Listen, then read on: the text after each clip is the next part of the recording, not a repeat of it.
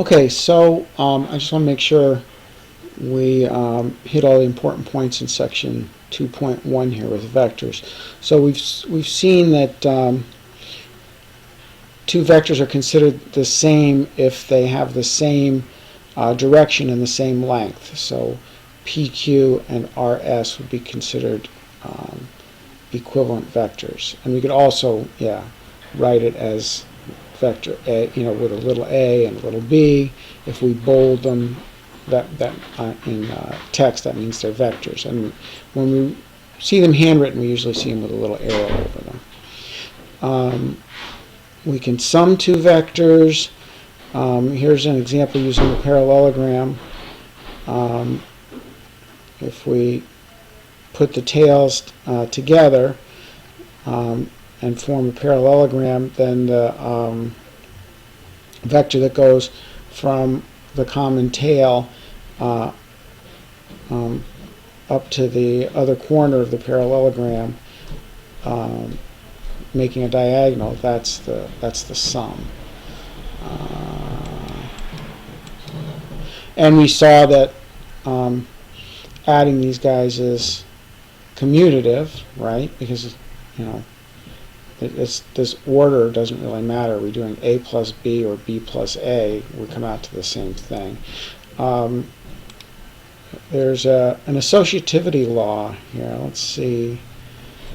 Okay, I can get a picture of that up here. Okay, so if we look at it, here we're adding three vectors, A, B, and C. So one thing we could do is we could add A to the sum of B and C. So here's B, here's C, right? So B plus C is going to be this vector right here. So if we say A and then add that to B plus C, we'll end up here. Okay, or another thing we could do is we could add A and B together first, right? We could say, and get this vector A plus B, and then add that to C, we still end up at the same place. So basically what this means is you don't need parentheses when you're summing three vectors together. It's going to be A plus B plus C. It's going to end up at the same point, regardless of order. Let's see. We talked about the zero vector. So if you add the zero vector to any other vector, you're going to end up with that same vector. And you can think about this one geometrically, but also in terms of components, right? If you had a vector 0i plus 0j, if you added, that would be your zero vector. If you added that to another vector, it wouldn't change the value. And the same thing here with negatives. So if you had a vector 3i plus 5j, the opposite of that one would be minus 3i minus 5j, right? So if you add them together, you get the zero vector if you add components. If we multiply times the sum of a vector, it's like multiplying each one independently and adding those together. Let's see if there's an easy way to see that. Maybe if you can think about it, if we had A and B, if we took A plus B and multiplied it by 2, let's say, let's try that. So we'll have,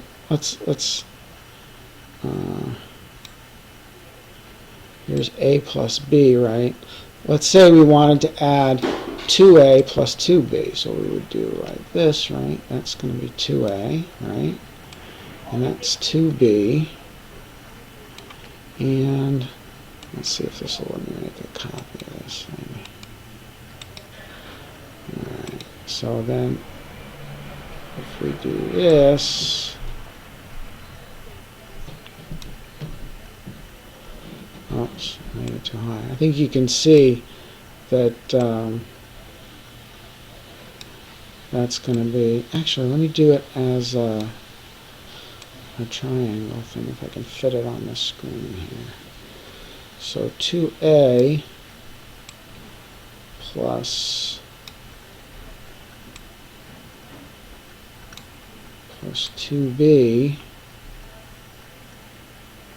does it fit? Barely. That's going to be 2 times a plus b, right? So you can kind of see. So you get the idea that if you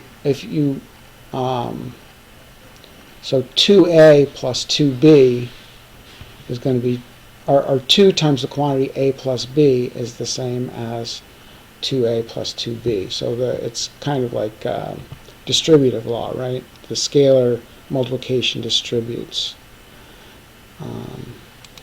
So that's this rule right here. And then this is kind of intuitive too.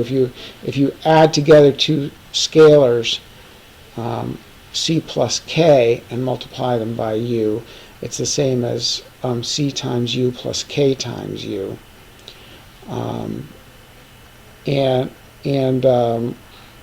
Also there's this, kind of looks almost like an associative rule, but if you multiply k times u first and then multiply by c, it's the same as if you multiply c and k together. So c and k are two scalars. So if you multiply this scalar times the vector and then this scalar times the vector that comes out of that, so k times u is going to be a vector, right? And then c multiplied by that would be the same thing as if you multiply the two scalars, c and k, together and then multiply that by u. 1 times u, so 1 is a scalar again. 1 times u leaves you with u, and 0 times u gives you the 0 vector. Then we have, let's see, yeah, so we have our unit vectors in space. We saw that. So this is our I, j, and k. Yeah, and we can write vectors this way. Oh, your textbook uses a little bit different notation actually for vectors. So we saw angle brackets before. Yeah, so